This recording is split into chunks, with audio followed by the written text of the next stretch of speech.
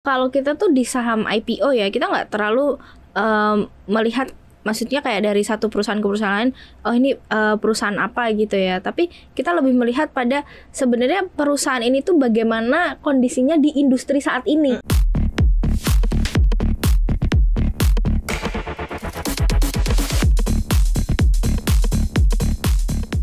Sobat Cuan, hai apa kabar? Selamat datang di podcast Cuap Cuan. Seperti biasa kita selalu kasih semua konten-konten yang menarik pastinya. Dan kali ini waktunya pantauan saham, makin paham makin cuan. Bareng Maria Katarina dan juga Tasya Natalia. Oke, sudah 2024 ya Sobat Cuan ya. Kita harus mulai lagi merefresh, kita harus mulai lagi melihat, kita harus mulai lagi mengetahui apa saja sih yang harus kita ketahui seputar dunia persahaman. Nah, kalau sekarang nih di awal tahun karena lagi banjir dan banyak banget IPO, kayaknya seru kalau kita ngobrolin soal masalah IPO-IPO-an ya, Syah. Okay. Walaupun kita udah pernah sih bahas tentang eIPO, terus gimana caranya supaya bisa dapat eIPO, apa yang harus dilakukan kalau memang kamu punya saham eIPO ketika di IPO pastinya. Nah, sekarang kita ngelihat potensi dari saham-saham IPO nih yang akhirnya sudah listing beberapa, masih ada beberapa lagi ke belakang gitu ya, dan mungkin masih akan ada banyak sampai akhir tahun 2024. Nah, lo ngeliatnya gimana, Syah? Soal fenomena IPO yang cukup marak banget di awal tahun. Oke, awal tahun ini 9 ya. 9, betul. 2 udah listing. Jadi kalau mau ngomongin soal IPO awal tahun ini sebenarnya profitnya nggak ada yang gede ya, nggak ada yang sampai di atas 1 triliun. Dan kalau kita ngelihat dari mayoritas penggunaan dana IPO sih rata-rata bagus ya untuk ekspansi, tapi ada beberapa juga yang beberapa untuk bayar utang juga, tapi secara mayoritas sih rata-rata memang untuk ekspansi. Tapi ada satu perusahaan yang mungkin beberapa hari ini bakal listing, namanya tuh Nice kalau nggak salah kode sahamnya, dia malah IPO divestasi ya, jadi bukan mengeluarkan saham baru kayak gitu. Tapi overall sih semoga ya dengan IPO ini bisa meramaikan bursa lah paling tidak. Karena kemarin itu gue sempat sebenarnya di salah satu program di CNBC Indonesia di Closing Bell, gue wawancara beberapa emiten yang memang mau IPO gitu. Dan hampir rata-rata memang mereka mencuri start momentum dari tahun politik yang terjadi awal-awal yang belum terlalu banyak gejolak gitu ya. Mereka pikir dan ini momentum yang tepat juga untuk mereka bisa memperluas bisnisnya mereka atau melakukan ekspansi lah di bisnisnya mereka. Nah, dari sisi karakteristik saham-saham yang akan IPO ini kan macam-macam ya, Syah. Kemarin kita juga sempat ngobrol sama yang base konstruksi, terus base-nya ada gas gitu ya. Terus ada juga yang based on-nya bahan baku kosmetik, ya bahan baku buat bikin masker dan lain-lain, itu ada namanya SMLA, Smile gitu ya. Dia itu juga kesana. Nah, tapi kalau ngelihat dari varian industri yang ditawarkan, seperti apa sih, cukup meriah nggak sih?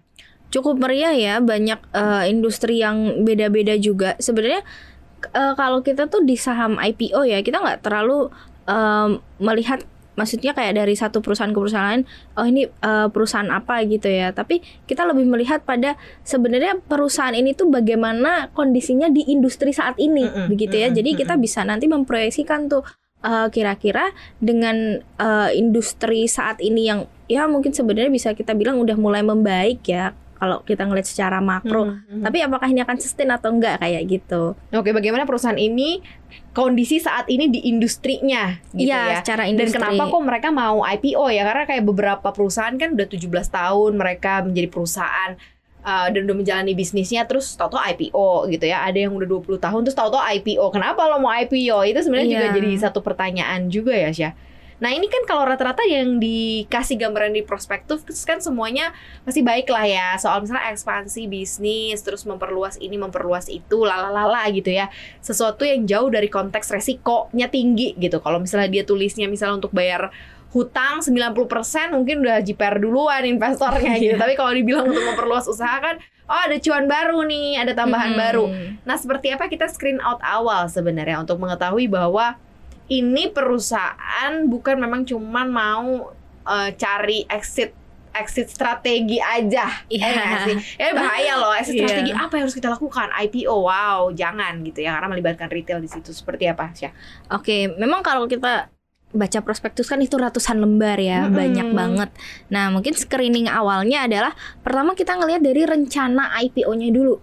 nih. Nah, biasanya di rencana IPO itu tertulis berapa sih saham yang mereka keluarkan buat aksi korporasi IPO ini. Nah, saham yang dikeluarkan tuh saham baru, apa saham divestasi gitu. Kan ada tuh saham yang ini ya, yang mereka divestasi ya, jadi perusahaan nggak mengeluarkan. Yang kalau mengeluarkan dari divestasi, ini berarti nanti saham yang dijual itu dibalikin ke saham lama, pemegang saham lama gitu. Jadi malah perusahaan nggak dapat uang kan, itu yang perlu tanda tanya. Nah, tapi kalau misalnya mereka mengeluarkan saham baru, oh berarti memang perusahaan memang saham baru ini dijual ke publik dan mereka dapat duit. Nah, duitnya itu nanti akan digunakan untuk ya mereka mau berutang atau untuk ekspansi kayak gitu kan. Nah, selanjutnya kita lihat juga itu yang dikeluarkan tuh berapa persen sih setara dengan kepemilikan publik. Jadi kita nanti bisa menimbang, oh ternyata free floatnya segini toh. Kalau menurut aturan BI ya kan minimal itu sekitar 7,5% ya, yang menunjukkan ini sahamnya liquid kayak gitu. Jadi sebenarnya semakin banyak ya semakin bagus ya, asalkan jangan kebanyakan banget ya kayak sampai 50% gitu. Itu juga nggak wajar gitu. Ya berarti minimal itu 7,5% free floatnya atau kepemilikan publik gitu. Kemudian kita melihat juga harga. Nah, harga ini penting. Mereka menawarkan dari harga rentang berapa nih? Gitu. Nah, dari harga itu nanti kalau kita pinter-pinter ngitung ya, valuasi ya, itu bisa dikaitkan lagi nih dengan valuasi di harga rentang yang mereka tawarkan tuh berapa gitu. Biar kita bisa menimbang, oh ini murah atau mahal kayak gitu. Kemudian kita lihat juga dari harga yang mereka tawarkan dengan jumlah lembar saham yang mereka keluarkan, mereka akan mendapat proceed atau dana IPO berapa banyak. Nah, dana itu kita telisik lagi juga lebih dalam. Itu dananya buat apa aja. Jadi kita ngecek penggunaan dana IPO tuh di prospektus biasanya dijelasin ya secara rinci ya. Nah, kalau nggak ada itu yang perlu kita tanda tanya. Ini perusahaan apa cuma mau strategi doang nih kayak gitu. Kecuali lo punya dengar bisik insider ya. Ya. Kalau ada bisik-bisik insider kan, ya karena kan kita buka-bukaan aja, market maker kan juga lagi mau diatur kan. Mau dilegalkan kan. Jadi ya sebenarnya ya jadi followers di pasar modal ya nggak salah, karena juga nanti akan dilihat aturan mainnya seperti apa gitu ya. Iya betul. Nah sekarang kita coba lihat dan mencoba untuk lebih punya filter gitu ketika ada emiten-emiten IPO, dan tadi Tasya juga udah kasih tahu gambarannya. Lepas dari kita coba screening lebih dalam lagi, Syah, seperti apa sih sebenarnya emiten IPO yang makin banyak di sebuah pasar itu menggambarkan pasar ini seperti apa sih? Karena kan kalau kita kan kayak kalau semakin banyak orang yang atau emiten atau perusahaan yang listing di Bursa Efek Indonesia, kita semakin banyak pilihan. Apakah cuma itu aja?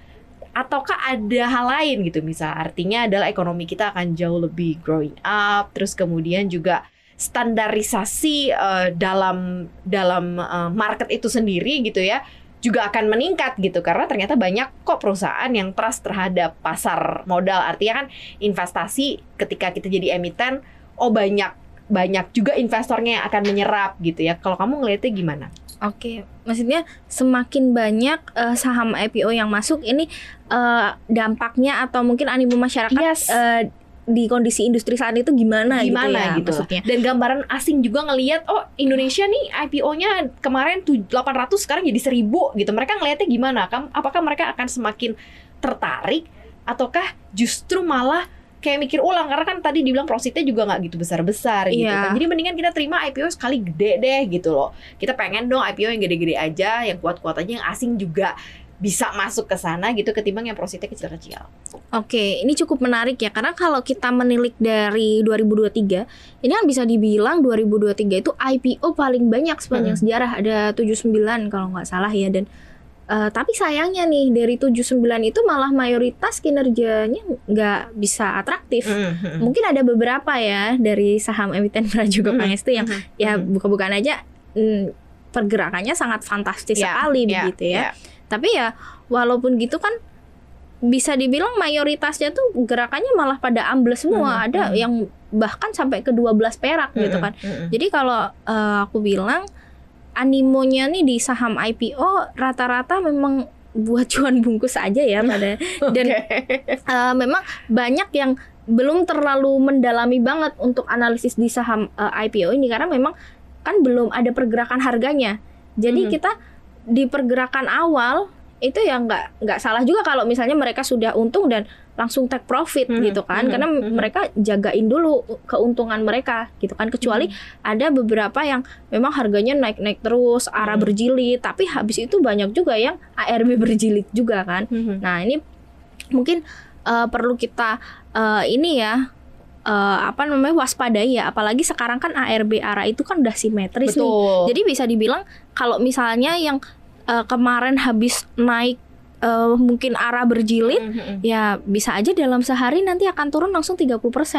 Jadi itu yang perlu kita waspadai banget ya untuk beberapa saham IPO di tahun lalu yang naik cukup signifikan. Itu yang gue mau tanyakan gitu ke Tasya, apakah kemudian emiten banyak sekali hadir ke market kita, membuat gengsi kita di mata publik domestik maupun global semakin meningkat, padahal sebenarnya isinya juga IPO kecil-kecil, ataukah justru malah makin ngeberatin pasar kan kalau yang kayak gitu kan. Banyak betul. kecil-kecil tapi kalau lo nggak gerak gitu kan sama aja sebenarnya, marketnya juga akhirnya jadi boring nggak sih? Iya, malah ini yang perlu banget kita waspadai ya, karena kalau aku menghitung nih ya, IHSG kita ini kan berhasil naik sampai ke 7.390 sekian ya kemarin ya, sempat ATH sebenarnya, tapi habis itu terjun lagi. Nah, terjunnya kenapa? Karena ternyata saham IPO. Nah, itu saham IPO salah satunya Brand ya. Brand itu turun 6%-an dan itu menyeret IHSG turun sekitar 18 poin. Ini cukup besar ya, 18 poin ya. Itu baru satu saham saja ya. Dan ada beberapa saham emiten dari Prajogo PNS itu seperti Cuan yang saat ini masih disuspend. Jadi kita perlu waspada untuk saham-saham seperti itu yang naiknya fantastis. Nanti kalau turun, ini bisa menyeret IHSG juga. Iya, karena lu udah gede gitu ya, cap lu juga udah lumayan besar, terus lo koreksi bahaya juga gitu ya. Iya, jadi pengaruhnya lumayan signifikan gitu ke keseluruhan indeks. Betul. Gitu. Bahkan dulu sempat ada yang bikin jokes ya, kayak IHSG pas waktu Goto listing bilang bukan indeks harga saham gabungan tapi indeks harga saham Goto gitu. Jadi gara-gara Goto bisa turun 3% karena Goto bisa turun. Jadi memang kita harus mewaspadai beberapa saham IPO ini memang karena kenaikan yang signifikan membuat market cap-nya besar gitu.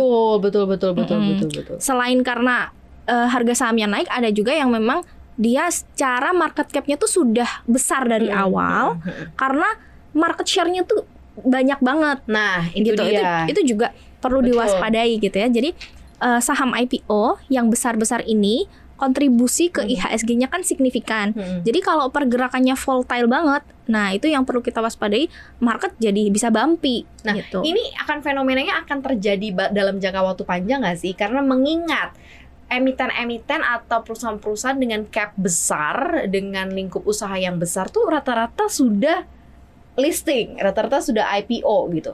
Bahwa nanti kita akan ditemukan lagi emiten-emiten yang secara profitnya juga kecil-kecil, valuasi yang nggak gitu besar, melantai gitu di Bursa Efek Indonesia. Akan ada lagi nggak sih harapan ketika ada si perusahaan A IPO, gue udah bisa nih gue nabung di perusahaan ini gitu, karena we trust their company, we trust about the growth gitu kan. Cuman kalau sekarang kan kayaknya even though Goto aja ya nggak tahu ya, ada nggak sih yang percaya ada growth-nya gitu, maksudnya dia akan terus bertumbuh gitu. Menurut Tasya gimana?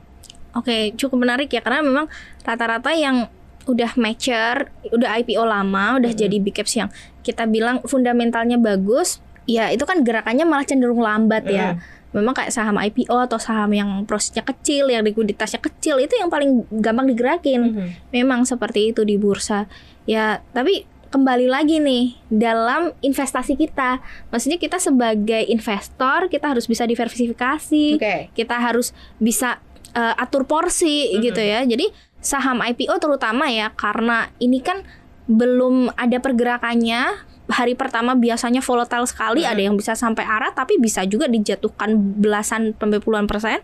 Jadi kita harus belinya pakai porsi yang kecil. Nah, berapa gitu tuh kalau menurut Tasya secara ideal? Mungkin untuk teman-teman atau sobat cuan yang sudah punya porsi di pasar modal gitu ya, kalau misal pengen ngeluarin sedikit persentasenya berapa?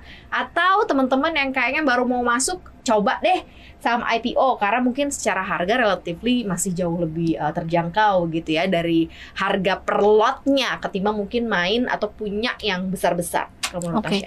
Ideal sih sebenarnya tergantung ya kecilnya kita, merasa kecil itu seberapa. Karena ada orang nih, kalau kita pakai nominal, orang kalau punya uang 1 miliar tentu menganggap 50 juta atau Itu di bawah kecil. itu kecil ya. Tapi ada juga yang merasa uang 50 juta sudah besar sekali gitu ya. Jadi kita pakai persentase aja kali ya. Boleh. Jadi kalau pakai persentase menurutku lebih baik di bawah 5%. Oh, oke. Iya, jadi 5% itu kan enak ya. Kalau misalnya turun 5%, oh kita hanya butuh 5% lagi saham untuk naik, itu kita udah impas gitu. Jadi paling enggak kita bisa mengkompensasi nanti dengan saham-saham lain yang mungkin kita udah cuan gitu ya, biar kalau ada penurunan di saham IPO itu nggak akan kerasa banget gitu. Itu yang mungkin harus diperhatikan ya Sobat Cuan ya, dari persentase, dari level-level kita masuknya, dari perusahaannya.